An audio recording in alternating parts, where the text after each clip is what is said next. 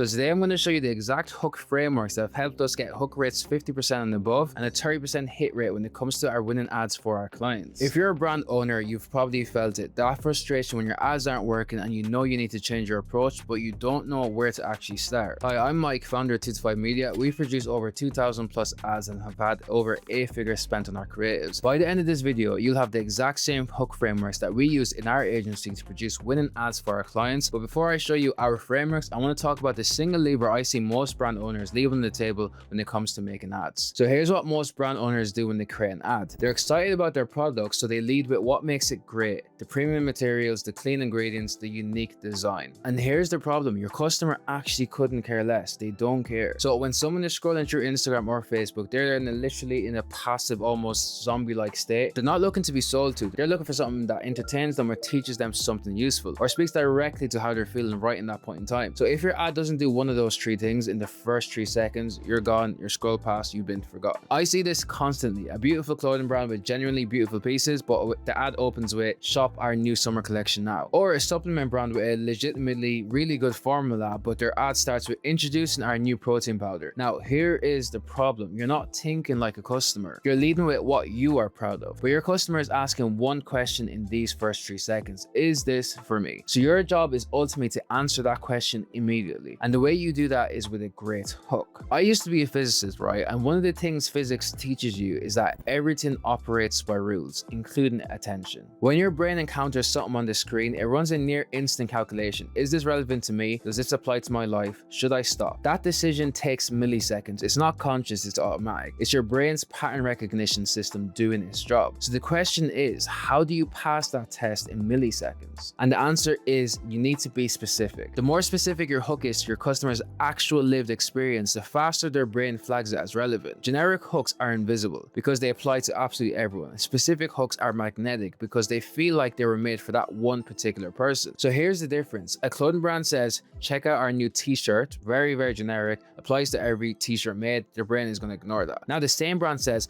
"finally a white t-shirt that doesn't shrink into a belly top after one wash." That is specific. That is a real frustration that millions of people have experienced. If it's happened to you, your brain immediately perks up. You stop scrolling. You want to know if this is actually true. So now that you understand why your hooks are not working, I'm going to give you 3 frameworks now, right? These are the structures I use when building hooks for brands I work with. So every great e-commerce ad hook fits into one of these 3 categories. So framework number 1 is the problem hook. The problem hook is the most direct and the most powerful. You identify a specific frustration your customer has and you name it in the first 3 seconds. So an example by niche, right, is for clothing, we could say, "tired of white t-shirts that turn yellow after 2 years." For supplements, it could be, "is your pre-workout giving you jitters instead of a pump?" For beauty, we could go, "does your foundation look cakey and patchy by noon?" For food and beverage, it could be, "I hate that chalky, fake, sweet aftertaste that most protein bars have." Why does this work? Because when someone hears their exact frustration articulated, they feel understood. They think, wait, this person gets it. They're talking about me. That emotional recognition is what stops the scroll. And the structure is simple. State the specific problem in the first 3 seconds. Acknowledge why it's frustrating in the first 3 to 5 seconds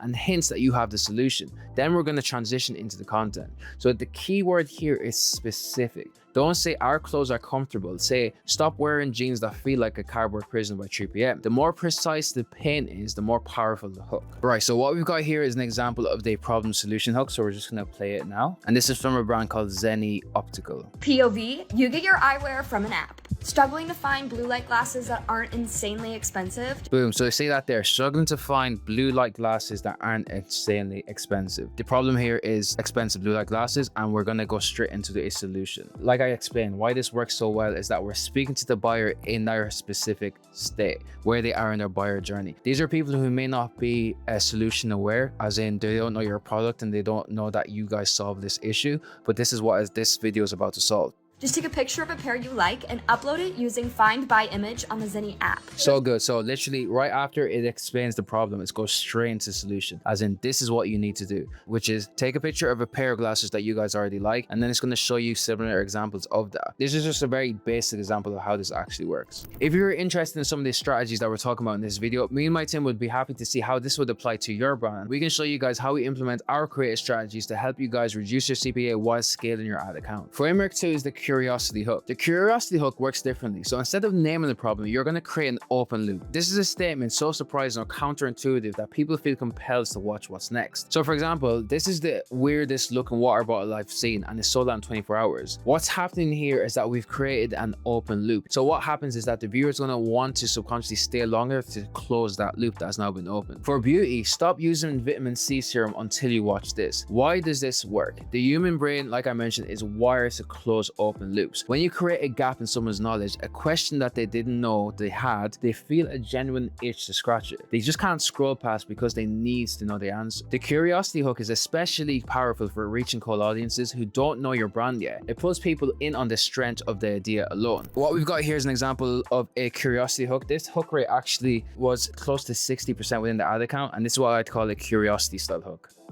If your protein bar has a health warning on the back of the wrapper, you might want to change it. Now, if your protein bar has a health warning on the back of the wrapper, you might want to change it. This leans into the open loop because now it's like we have someone telling us to watch out for health warnings on the back of our protein bar. Now, me as a viewer and someone who consumes protein bars, I wouldn't be familiar with the fact that, wait, there's health warnings on the back of it and why? So now what this has done has created an open loop like I spoke about just now. So this is a very strong hook because it is out there. It's a bold statement, but like I mentioned, it opens that loop. It causes curiosity because people now want to stay and figure out like, why would a protein bar have a health warning? What we've actually done in-house is that we've mixed a curiosity style hook to get people to stop the scroll, and then what we actually do is go into a founder/hero storytelling style arc video. Meet the lads who said screw it to fake food. So meet the lads who said screw it to fake food. We've kind of set the scene, but I don't want to get into how the video works too tough. I just want to stick with the hook. But this is an example of a curiosity style hook, something that piques people's interest, something that opens that loop, and something that will make people be like, wait, I need to stay a bit longer to figure out where is this going. So number 3 is the pattern interrupt hook. So the pattern interrupt hook works by doing something visually or audibly unexpected in the first 3 seconds, something that breaks the scrolling autopilot and forces the brain to pay attention. For example, for clothing, right? So visually, you could open with someone using a premium t-shirt to wipe down a muddy car window, and the voiceover could have something like, our shirts are tough enough for this and soft enough that you'll never want to take them off. This is really random, not something you'd expect to see when you're scrolling, and this is the key. Because it's not something they expect, they stay. It stops the scroll. For supplements, you could open with someone dramatically spitting out a competitor's protein bar, and the voiceover could be like, yeah, I hate that too. And that's why we made our bars differently. For beauty and accessories, we could have an influencer that drops a brand new luxury handbag straight into a puddle, and the voiceover could say, don't panic, it's waterproof. So why does this work? When you break the visual pattern of what people expect to see in an ad, you interrupt their autopilot. Their brain is suddenly alert because something unexpected has just happened. You bought yourself the next 5 seconds and that's all you need. So this is an example of a pattern interrupt hook. We can already see before we've actually clicked into the video that this is already super random, super bizarre, because we've got someone putting a yellow pepper into a bucket of paint. Naturally, this is going to pique a lot of people's interest. So let's click on it, see how it goes. Are you too broke to help your yellow teeth? So this is funny. The visual doesn't even like match what's being said. So they're saying, are you too broke to fix your yellow teeth? So this is almost like a probing at someone's ego, saying like, are you too broke? Obviously now, because of the video style, we're still waiting to figure out like, why have they put pepper into paint? What is this? So what they're showing is, because I think the product they have here is actually like it's a purple solution, which basically makes your teeth whiter. So what they've done is they put a yellow pepper to represent your teeth, and once they've put it in that solution and wipe it off, all you can see is white. Whether, I don't know how they've actually done this, but it's just kind of a way of showing how to use this product, and then they've slapped it onto this. So this brand specifically, I've actually seen them use different hooks, but the body is the same. So what they've done is put a pattern interrupt hook in this case to showcase are you too broke? Yeah, pattern interrupt in this case to lean into what it is actually into the main body this time. As you can see as well, we can see the teeth there.